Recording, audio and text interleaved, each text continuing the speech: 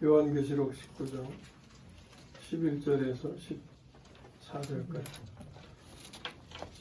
또 내가 하늘이 열린 것을 보니 보라 백마와 그것을 탄 자가 있으니 그 이름은 충신과 진실이라. 그가 공의로 심판하며 싸우더라.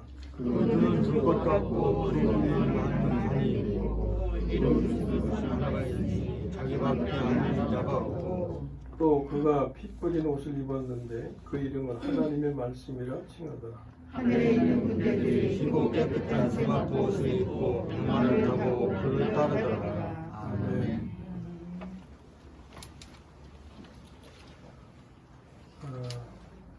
아직도 내가 장기침이 좀 남아있네요. 거의 다 없어진 듯한데 그래도 혹시 또 방해가 될지 모르니까 저를 위해서 좀 기도해 주시면서 말씀 같이 나누기 바랍니다. 이 시간에는 그리스도와 그의 군대 이런 제목으로 말씀 나눕니다. 먼저 잠깐 서론을 좀 말씀드리고 그 다음에 본론을 나누겠습니다. 서론은 이런 거예요.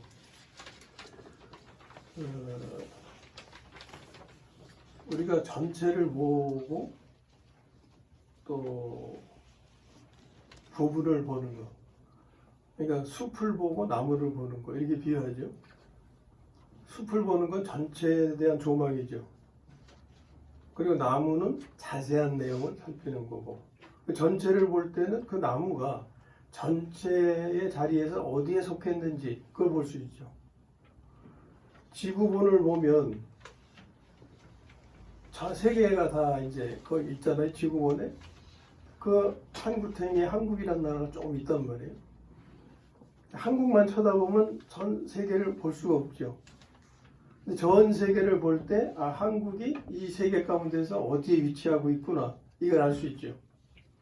그것처럼 오늘 우리가 대하는 말씀은 이제 아마겟돈 전쟁에 관한 말씀인데 이것이 성경 전체에서 어느 부분에 속하는지 그리고 그 아마겟돈 전쟁을 치르는 데 있어서 무엇이 필요한지, 무엇을 준비해야 되는지 이걸 보고자 하는 거예요.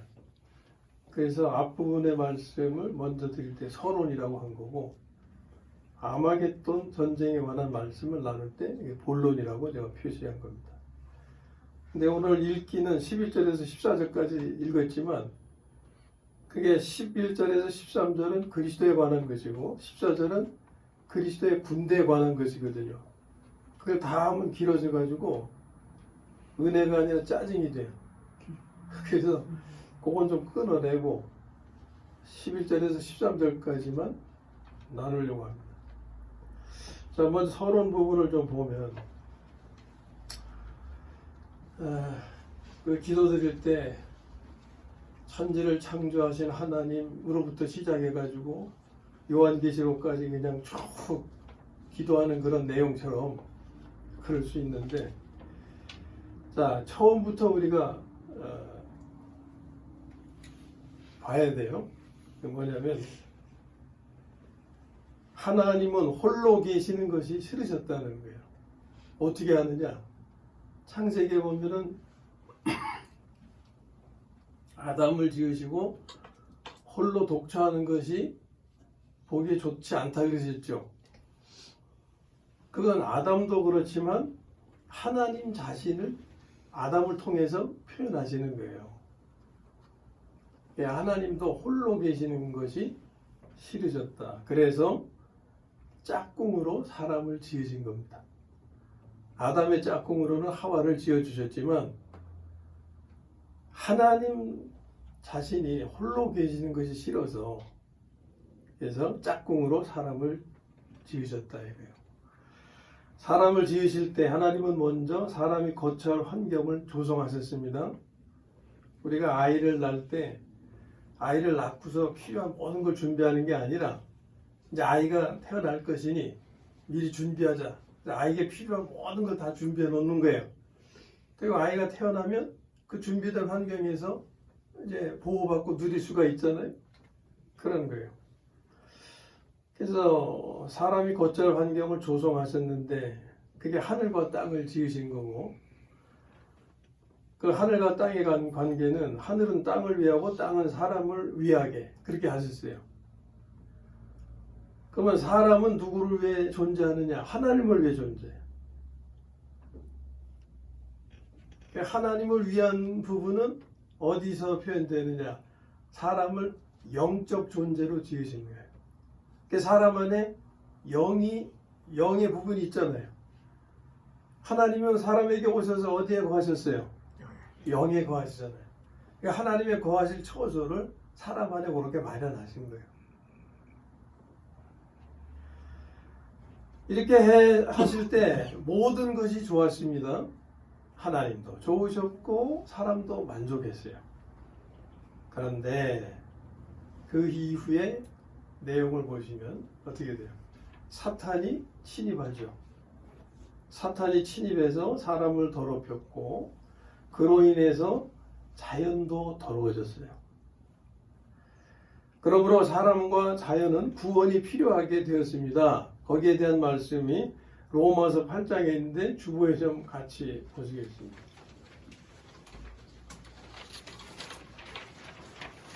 로마서 8장 18절에서 23절을 읽으시면서 어떤 내용인가는 좀 주의해서 보시기 바래요. 짝수는 남자분, 홀수는 여자분 이렇게 읽겠습니다. 시작. 생각하건대 현재 고난은 장차 우리에게 나타날 영광과 비교할 수 없도다. 피조물이 노래하는 것은 하나님의 아들들이 나타나는 것이니 피조물이 허무한데 굴복하는 것은 자기 뜻이 아니요 오직 굴복하게 하시는 이로 말미암습니다. 그 말하는 것은 피조물도 썩어지며 돌노릇한 데서 일감되어 하나님의 자녀들의 영광의 자유에 이르는 것이니라. 피조물이 다 이제까지 함께 타식하며 함께 고통을 겪고 있는 것을 우리가 아느니라. 그뿐 아니라 또한 우리고 성령의 처음 이룬 열매를 받은 우리까지도 속으로 착각하여 양자될 것 우리 몸의 속량을 기다리느니라. 아멘. 자, 여기서 사람의 구원과 하나님의 구원이 자연의 구원이 필요함을 보게 됩니다. 사람의 구원에 대한 표현은 장차 우리에게 나타날 영광 있죠. 그리고 21절에 보면 하나님의 자녀들의 영광의 자유에 이른다 하는 거예요. 그것이 23절에 보면은 몸의 속량 이런 거 있죠. 몸의 속량과 같은 거예요. 자, 지금 우리는 예수님에 대한 말씀도 그런 게 있어요.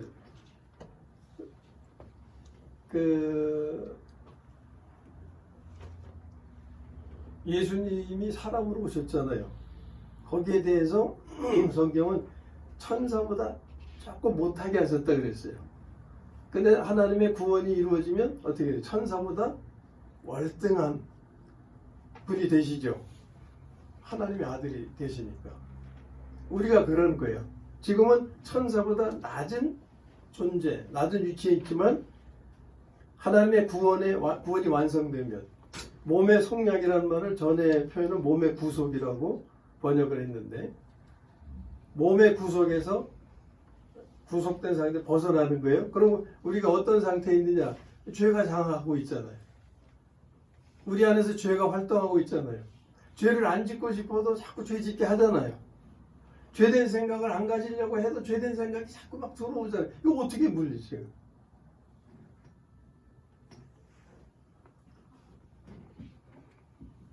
길 가다가 새똥 맞아보신 적 있어요? 차 보면은 새똥이 얼마나 많이 떨어지는지 차에 많이 떨어지는데 걸어 다니면서 새똥 안 맞는 게 참 희한하더라고요. 근데 새똥을 맞으면 재수 없다고 그러죠. 그럼 새똥을 피하려고 우리 하늘을 쳐다보고만 다닐 수 있어요? 새똥 피하려고 하늘을 쳐다보고 다니다가 어디에 빠지겠어요? 맨홀에 빠져요. 또 하늘만 쳐다보면 새똥을 피할 수는 없어요. 근데 요놈의 새가 내 머리 위에 앉아서 둥지를 틀려고 할 때 그때는 어떻게 해야 돼요? 쫓아버려야죠. 그죠?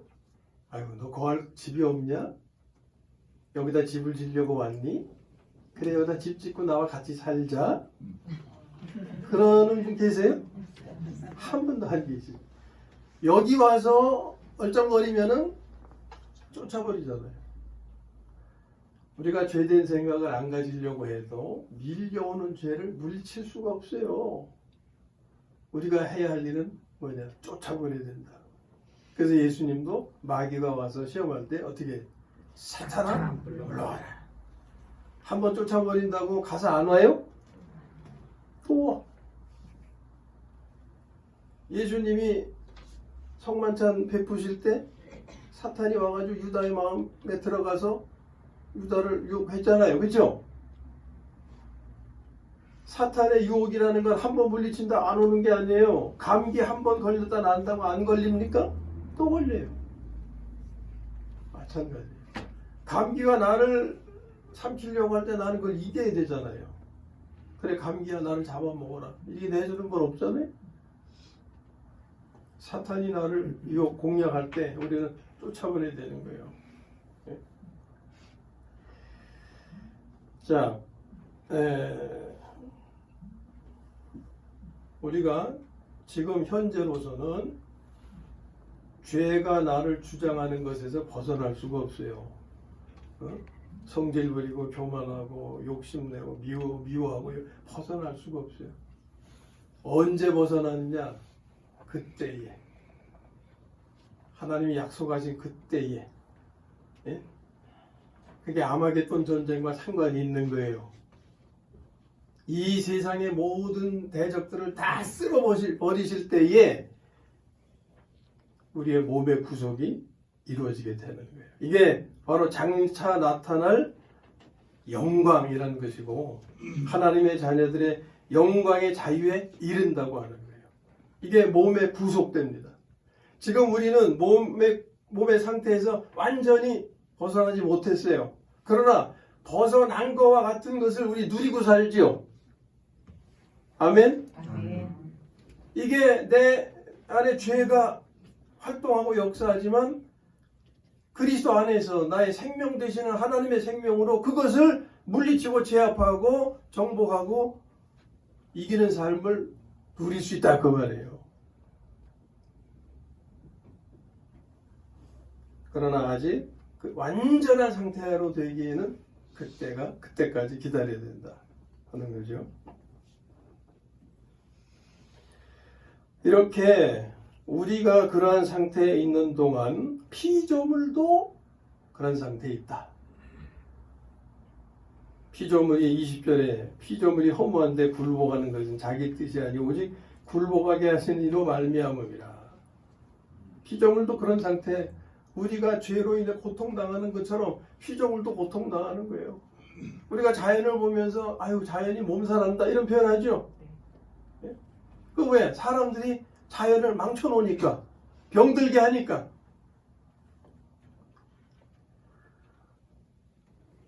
(21절에) 그 바라는 것은 피조물도 썩어지며 종로로 단 데서 해방돼요.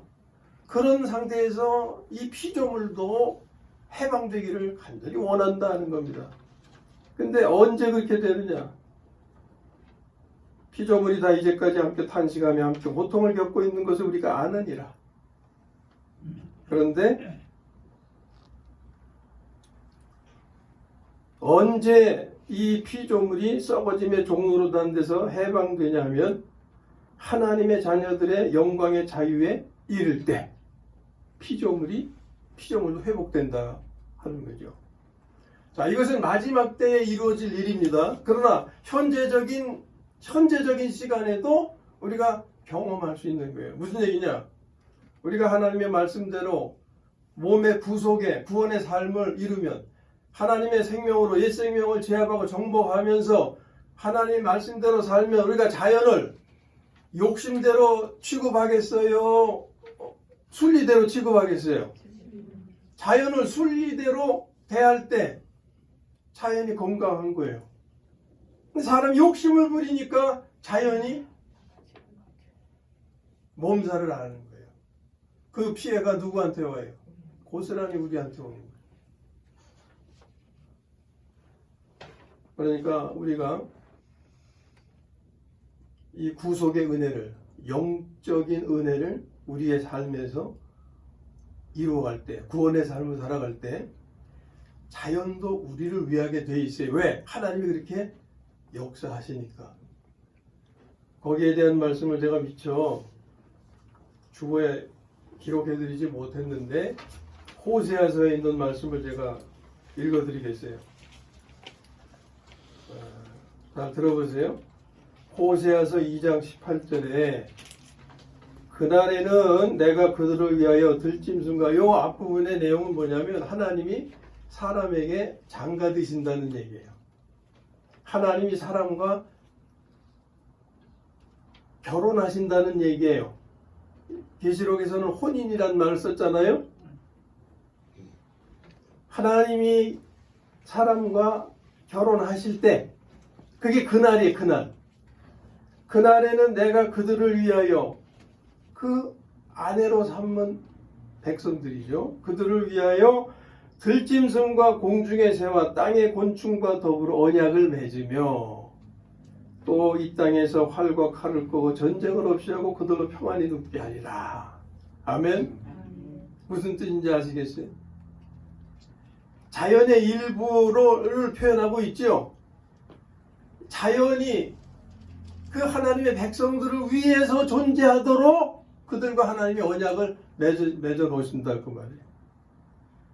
그리고 이 땅에서 활과 칼을 꺾고 전쟁을 없이 하고 그들로 평안히 눕게 하리라 하는 것은 평안한 삶을 살게 하신다, 그런 얘기입니다. 전쟁을 없이 하고, 우리는 물리적인 전쟁뿐 아니라 영적인 전쟁도 치열하게 치루어가며 살아가고 있잖아요, 우리의 인생이. 하나님이 그걸 단절시키신다 그 말이에요. 예. 그리고 21절 22절 넘어가서 여호와께서 이르시되 그날에 내가 응답하리라. 나는 하늘에 응답하고 하늘은 땅에 응답하고 땅은 곡식과 포도주와 기름에 응답하고. 예. 하나님이 하늘에 복을 주시면 하늘은 땅을 유익하게 하고 땅은 사람에게 하나님의 은혜의 결실을 공급하고 이렇게 하신다 그 말이에요. 이것이 누구에게 이루어지는 거예요? 누구에게? 하나님께서 아내 삼으신 자녀들의 삶에 그렇게 이루어지게 하시겠다, 이런 약속이에요. 이것은 물론 미래적으로는 마지막 때에 모든 것이 다 그렇게 회복이 될 겁니다. 그러나 우리가 그때에 이를지 이 땅에서 이 삶으로 마칠지 모르잖아요. 그럼 우리가 그때 이르지 못하고 죽으면, 그때만 이루어지면 우리는 아무것도 누릴 수가 없잖아요.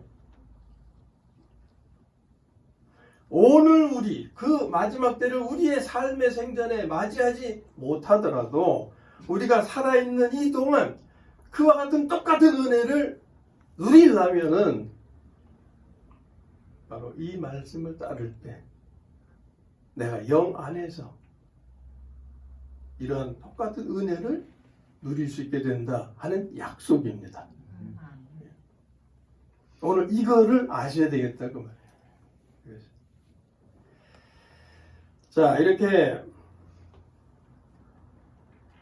사탄이 사람을 더럽혀 자연도 더러워진 상태가 되었을 때 하나님은 먼저 사람을 구원하셨습니다. 그리스도를 믿음으로 멸망에서 건지시고 그리스도를 통하여 새 생명, 하나님의 생명을 주셨어요. 곧 하나님께서 그리스도 안에서 사람과 결혼하신 겁니다. 사람을 아내로, 구약에서는 아내로 표현됐고 신약에서는 신부로 표현되고 있어요. 하나님이 사람과 결혼하셨다. 복음이에요. 복음. 네? 얼마나 기쁜 소식입니다. 자, 사람을 신부로 삼으셨는데 그 신부가 누구냐? 바로 그리스도인들. 네? 하나님께서 그리스도 안에서 사람과 결혼하셨는데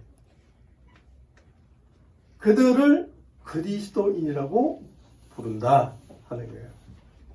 그러므로 그리스도인들은 오늘날 그리스도 안에서 하나님과 결혼 생활을 누리는 것입니다.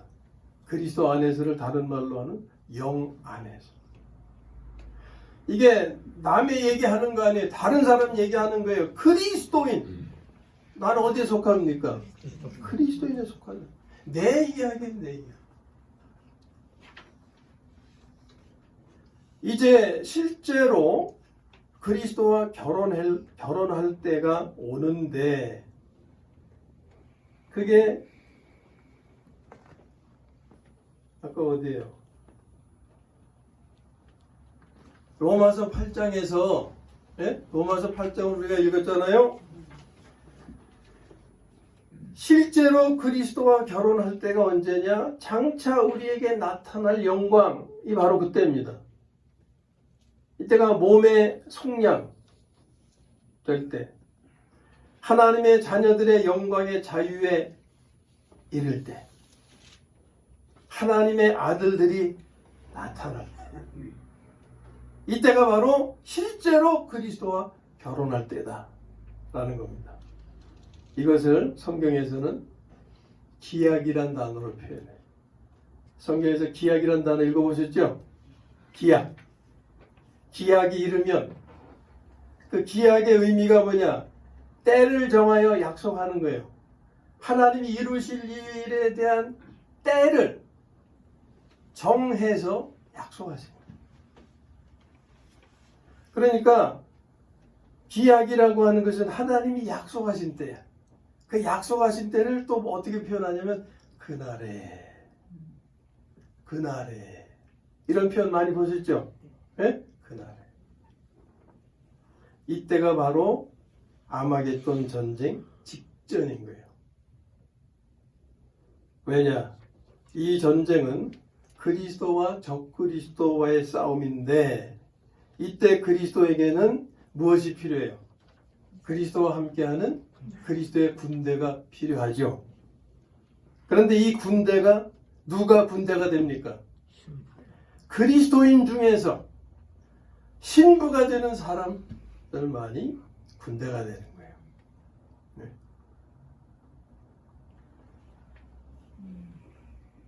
그러면 왜 이 같은 전쟁이 있는가? 이는 하나님의 심판이에요. 예? 아마겟돈 전쟁은 하나님의 심판인데 이 아마겟돈 전쟁 다음에 어떻게 이어진다? 어디로 이어진다고요? 천년왕국. 천년왕국으로 1000년 동안의 그 기간으로 이어지죠. 이 천년왕국의 시기를 뭘로 표현했어요? 혼인잔치 기간이다. 19장에서 혼인이 있죠? 혼인이 끝나면 잔치가 있잖아요.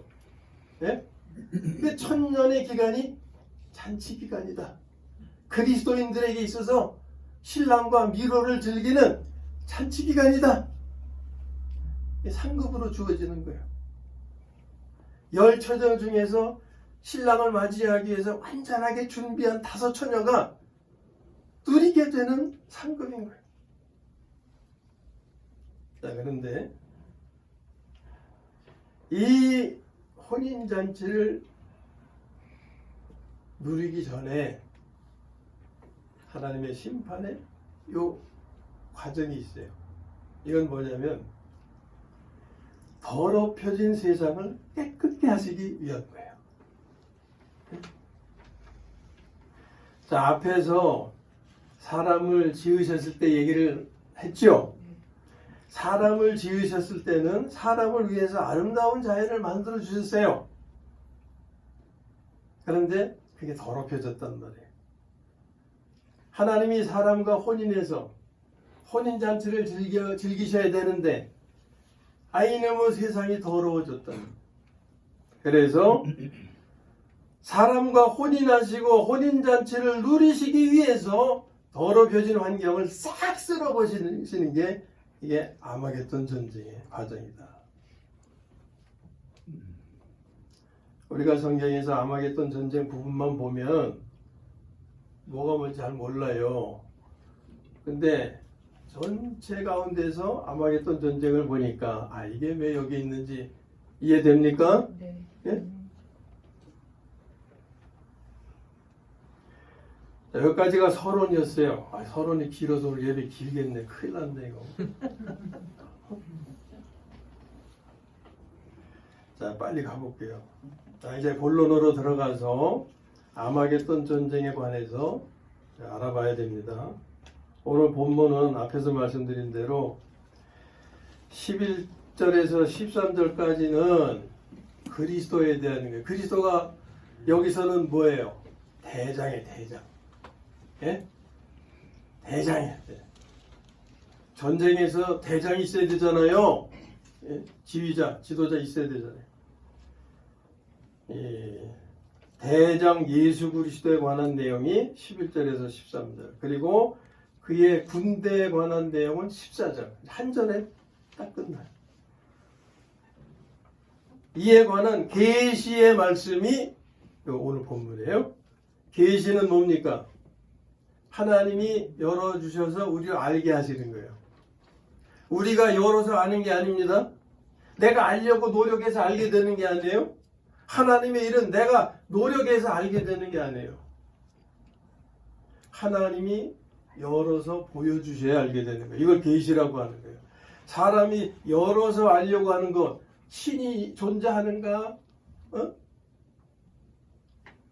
이 사람이 열어서 알려고 노력하는 것이 그게 구도라고 하는 거예요. 도를 구하는 도. 기독교는 구도 종교가 아니에요. 계시 종교죠. 계시. 종교라는 말도 어울리지 않지만 종교라는 단어를 안 쓰면 이 대화가 통할 수가 없어요. 개념이 없으니까. 자, 이 말씀은 대장이 아마겟돈 전쟁을 치룰 때 앞장서시는 대장 예수 그리스도에 대해서 알려주시는 거예요. 그리고 그의 군대가 되는 군대에 대해서 알려주시는 건데 그 계시의 말씀이에요. 오늘 시간에는 대장 예수 그리스도에 관한 말씀만 나누려고 하는 건데 이게 6가지, 6으로 정리가 돼요. 6. 한 2-3개만 되면 기억하기도 좋을 텐데 6개씩이나 또 이렇게 잘라서 해야 되나. 어쨌든 성경이 이렇게 말씀하시니까 우리가 따라가야지 어떡합니까? 하나님 2-3개로 줄여주세요 이렇게 할 수 없잖아요. 알려주신 대로 알아가야지. 이 6개 항목을 우리가 알아야 돼요. 예? 대장 예수에 대해서 우리에게 알려주시는 거예요 지금. 자, 그러면 이제 6가지를 6개로 나누어서 봐야 되는데 첫째는 그 이름이 어떻다고요? 충신과 진실이다. 충신과 진실이다. 충실이란 단어의 뜻은 뭡니까? 나라와 임금을 위해서 충성을 다하는 신하예요. 나라와 임금을 위하여. 여기서 그리스도가 충신이라고 하는 것은 하나님에 대해서죠. 하나님 나라에 대해서죠. 그러니까 나라와 그의 나라는 그리스도의 몸으로 표현되죠. 예? 그의 나라와 임금을 위해서 하나님을 위해서 충성을 다하는 신하인 거예요. 예수님은. 그리고 진실하다는 것은 거짓이 없이 바르고 참됨. 입이 말르네요. 제가 약을 복용하기 때문에 그런지 물 한 잔만 좀 주세요. 미지근하게 해가지고. 자, 요게 첫 번째 항목입니다. 그리스도는 그 이름이 뭐예요? 충신과 진실. 그 다음에 두 번째, 그는 공의로 심판하며 싸운다는 거예요. 이게 참 이런 단어 나오면 설명하기도 그래요. 이해하기도. 공평하고 의롭게 하는 것, 그렇게 이해하시면 돼요. 여기 좀 설명을 또 드려야 되는데, 공평이라고 하는 거는요, 똑같이 나누는 거로 생각하잖아요. 공평은. 예? 똑같이. 자, 여기 빵이 많이 있어요. 우리가 공평히 나눠 가지려면 똑같이, 예? 똑같이 나눠 가져야죠. 근데 빵은 먹는 음식이잖아요. 먹기 위해서. 그러면 빵을 하나 먹었을 때 만족하면 딱 좋은데, 어떤 분은 서너 개가 더 있어야 돼. 빵 하나 가지고 되질 않아. 그 그릇이. 어떤 분은 반도 잘 못 드셔. 그러면 다 그런 다 서로가 다른데 똑같이 이렇게 나눠주면 개수로는 공평하지만 사람 자신에게 있어서는 만족을 주는 데는 공평하지 못하잖아요. 예? 4개가 필요한 분한테는 4개를 드려야 그게 공평한 거예요. 이게 세상의 공평과 하나님의 공평의 차이입니다. 세상은 그래서 똑같이 나눠주는 거예요.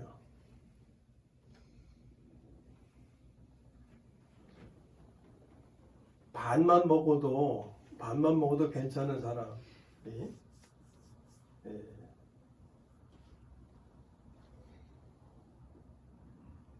아니 어떻게 표현했다. 그 전에 설교하셨습니다. 하나님의 공평에 대해서. 아 그래요? 다 이해하셨어요? 이해하고 계세요? 모두가 만족하는 거, 그걸 원하시는 거예요.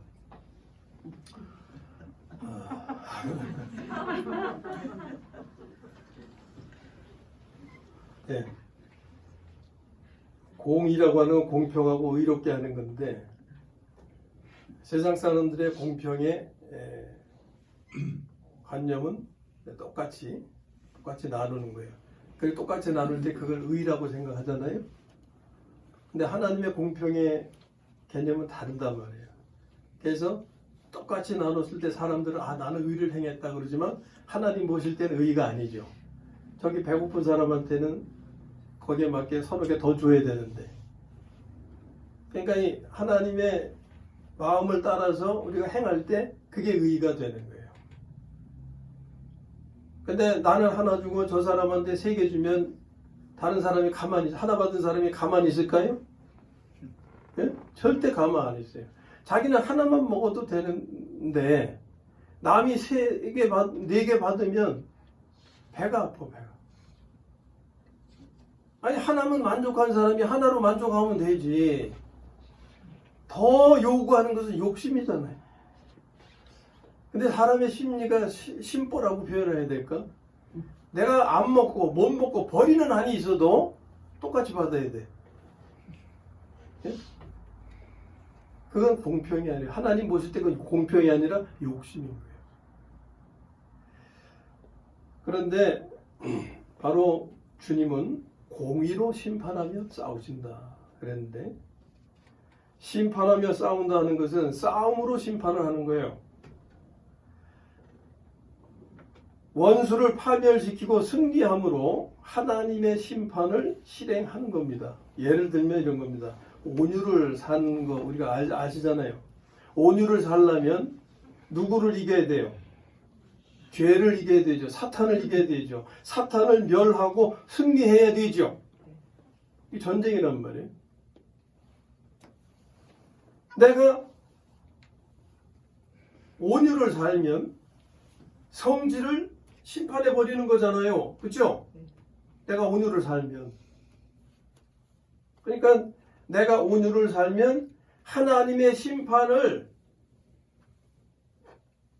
실제되게 하는 거예요. 내가 하나님의 심판을 내가 실행하는 거예요. 이해하셨어요? 그러니까 예수님은 그렇게 사셨다는 거예요. 공의로 심판하며 싸운다. 그 다음에 3번째, 그 눈은 불꽃 같다 하신 것은, 이것은 심판하시기 위해서 살피시는 겁니다. 이는 살피심으로 심판하는 거예요. 우리를 다 주시해 보십니다. 뭘 잘못했나 하고 이제. 그런데 예수님이 처음부터 그러신 분은 아니에요. 예수님은 우리를 이렇게 정죄하시기 위해서 그렇게 우리의 흠을 찾아내시는 분이 아니에요. 흠이 있어도 어떻게 하기를 원하세요? 덮으라고 그러시죠. 흠을 드러내시는 게 아니라 긍휼히 여기시는 분이에요. 그런데 왜 이때는 심판하시기 위해서 살핀다고 하느냐? 이때는 적을 무찌르는 거기 때문에. 예? 적을 무찌르는 거기 때문에. 그래서 그 눈은 불꽃 같다라고 하는 표현의 의미는 그런 것입니다. 네 번째로 그 머리에는 많은 관들이 있다 그랬어요. 이때 관은 뭐 면류관도 있고, 근데 승리의 관이라고 생각하시면 승리의 관. 예? 승리의 관. 이것은 전쟁에서 많은 승리를 이루셨음을 의미하는 거예요. 우리의 전쟁이 뭡니까? 뭐와 싸우는 거예요? 성질과 싸우고, 교만과 싸우고, 욕심과 싸우고, 미움과 싸우고, 그렇잖아요? 내가 성질을 이기게 되면은 그로 인한 관을 하나 쓰는 거예요. 교만을 이기면 관이 하나 더 늘어요. 욕심을 이기면, 미움을 이기면 관이 더 하나씩 더 늘어가게 되는 거예요. 네, 어떤 군인들 보면 여기다 훈장, 여기서부터 가슴팍 전체 그냥 양쪽에 그냥 훈장 나는 사람들 있잖아요. 관을 쓴, 예? 많은 관들이 있다고 하는 것은 승리에 대한 대가로 받은 것들이에요. 한 가지 이런 싸움에서 한 가지를 이길 때 관도 하나씩 늘어나게 되는 거예요. 많은 관들을 소유하실 수 있기를 주님의 이름으로 축원합니다. 아멘. 다섯 번째, 아무도 모르고 자신만이 아는 이름이 있다 그랬어요. 이게 뭐냐?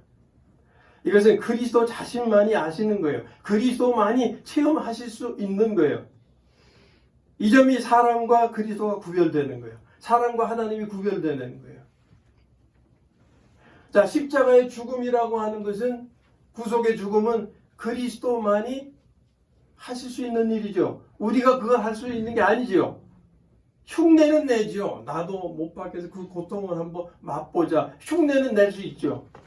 그러나 나의 십자가에 못 박히심이 그리스도의 구속과 같은 건 아니잖아요. 그건 우리가 알 수가 없는 거예요.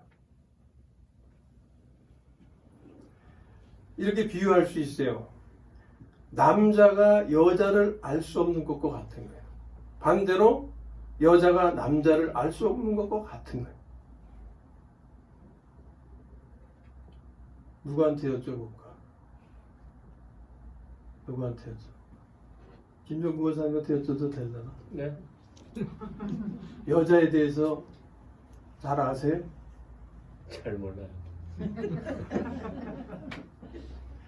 여자분들에게 누구한테 여쭤요? 변전사님, 남자에 대해서 잘 아세요? 몰라요. 잘 몰라요, 우리는. 예? 근데 다른 사람뿐만이 아니라 자기 자신도 잘 모르잖아요. 맞아요. 자기 자신도 잘 몰라. 예? 근데 어떻게 다른 사람을, 그것도 다른 성별의 사람을 알 수가 있겠습니까? 이런 점이 바로 각각을 구별하는 거죠. 이게 차별성이죠. 예수님에게 아무도 모르고 자신만이 아는 이름이 있다.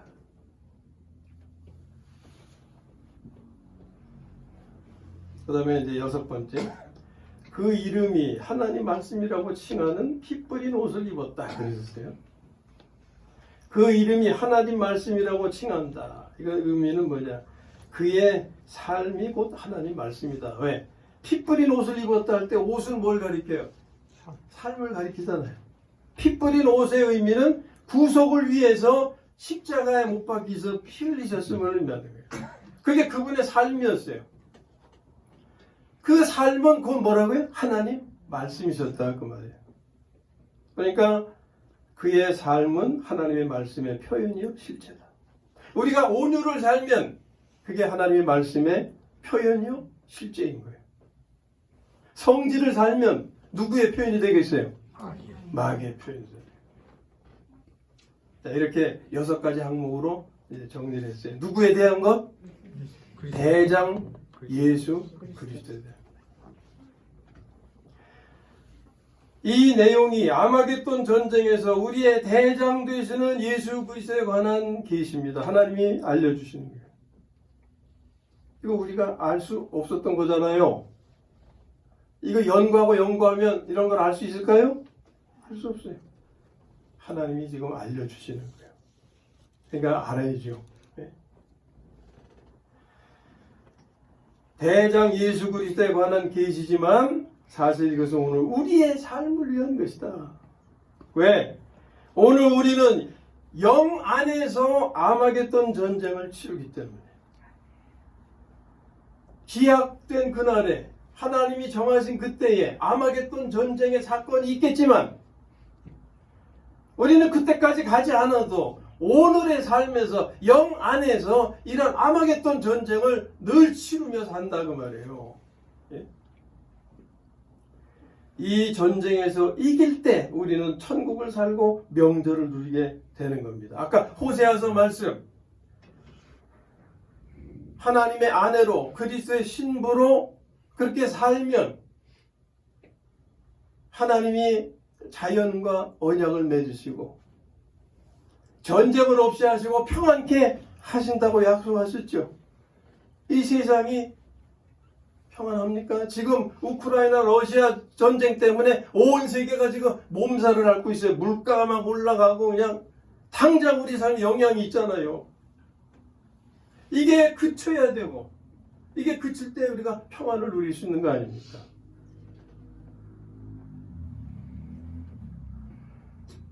오늘 우리가 이러한 환경 가운데 있어도 이 하나님의 말씀을 생명의 양식으로 삼아서 하나님의 생명을 살고자 할 때 하나님의 약속된 그 말씀이 우리의 삶에 실제되게 하신다라는 거예요. 이 전쟁에서 이길 수 있는 분은 오직 예수 그리스도십니다. 그러므로 우리는 그리스도와 같아져야 돼요. 지난 시간 말씀에 우리는 그리스도와 같은 존재가 되었다라고 말씀했죠. 그리스도와 같아져야 돼요. 이것은 그리스도를 사는 겁니다. 곧 하나님의 생명을 사는 거예요. 이것은 그리스도를 흉내내는 것이 아닙니다. 흉내라고 하는 건 뭐냐면 옛 생명으로 그리스도와 비슷해지려고 애쓰는 거예요. 모양을 내려고 애쓰는 거예요. 이건 같아지는 게 아니에요. 그리스도인은 그리스도 안에서 이미 그리스도와 혼인한 사람들입니다. 남 얘기가 아니에요. 내 얘기인데 내가 어떤 존재냐? 그리스도 안에서 그리스도와 혼인한 사람들이다 하는 거예요. 그러므로 그리스도인의 삶은 혼인잔치를 누리는 삶이에요. 명절을 누리는 삶이 되어야 되는 거죠. 혼인잔치를 누리려면 먼저 악의 세력을 쓸어버려야 된다. 아마겟돈 전쟁이 악의 세력을 혼인잔치를 누리시기 위해서 세상을 깨끗이 하는 의미라고 그랬잖아요. 오늘 우리가 우리의 영 안에서 혼인잔치, 명절의 삶을 누리려면 더럽혀진 이것들을 쓸어버려야 된다고 그래요. 내 속에서 역사하는 죄의 요소, 예? 이것을 제압해야 된다. 혼인잔치를 누리려면 먼저 악의 세력을 쓸어버려야 된다. 이것이 영 안에서 치르는 아마겟돈 전쟁이다. 그리스도인이 이 전쟁에서 이기려면 그리스도를 살아서 그리스도와 같이 되어야 하는 겁니다. 그러므로 그리스도에 대한 계시, 오늘 이 그리스도에 대한 계시는 그리스도인이 닮아야 하는 것이고 또 닮을 수 있는 거다. 왜? 그리스도인은 하나님의 생명을 받았기 때문에. 그래서 이 예수님에 대한 계시의 6가지가 곧 내가 이루어가야 하는 그런 삶의 내용이기도 한 거예요. 간단하게 한번 다시 더듬어 보겠어요. 첫째로 그 이름은 충신과 진실이라고 그랬잖아요. 우리는 나라와 임금을 위해서 충성을 다하는 신하가 되어야 되는데 임금은 왕이신 그리스도시고 하나님이시고 나라는 바로 그리스도의 몸, 지체들이죠. 우리가 지체들 간에 서로 충성을 다하는 그런 관계가 되어야 된다 그 말이에요. 아멘? 아멘. 그리고 진실은 거짓이 없이 바르고 참됨이라고 그랬잖아요. 지체 간에 거짓 없는 교제가 이루어져야 된다는 거예요. 성경이 말씀하잖아요. 거짓 없는 교제를 이루어야 된다. 두 번째, 그는 공의로 심판하며 싸운다. 싸움으로 심판을 실제되게 한다 그랬죠. 온유를 이름으로 성질을 멸하는 거죠. 우리가 살아야 하는 거 아닙니까? 세 번째, 그 눈은 불꽃 같다. 남을 정죄하지 말고 자신의 허물을 살펴 바르게 고쳐가야 된다는 거예요. 네 번째, 그 머리에는 많은 관들이 있다. 성질, 교만, 욕심, 미움 등등과의 싸움에서 승리하여 승리의 관을 많이 획득해야 된다. 다섯 번째, 아무도 모르고 자신만이 아는 이름이 있다 그랬어요. 이것은 디모데전서 3장 9절에 이런 말씀이 있어요. 믿음의 비밀에 대한 말씀. 그러니까 우리는 믿음의 비밀을 가지시기를 바랍니다. 아멘. 그것은 하나님과의 은밀한 관계. 다른 사람이 알 수 없는 나만. 예? 교회에 대한 말씀에도 이기는 자에게는 그러한 약속하신 게 있죠. 우리만이 아는 하나님과의 관계에서 나만이 자신만이 아는 비밀을 주시겠다. 마지막으로 여섯 번째, 그 이름이 하나님의 말씀이라고 칭하는 피 뿌린 옷을 입었다. 이것은 자기를 부인하고 자기 십자가를 지고 주님을 따라야 함을 말씀하는 거죠. 이 여섯 가지 항목은 예수 그리스도에 대한 계시지만 그를 따르는, 그와 함께하는 우리들의 삶이 되어야 함을 계시하시는 거예요. 아무쪼록 하나님의 생명으로 살기를 힘써서 오늘 계시하신 그리스도를 담는 삶을 이루어 영 안에서 치르는 아마겟돈 전쟁에서 승리하여 매일의 삶에서 그리스도와 함께 혼인잔치 곧 천국의 삶을 누리게 되기를 주님의 이름으로 축원합니다. 아멘.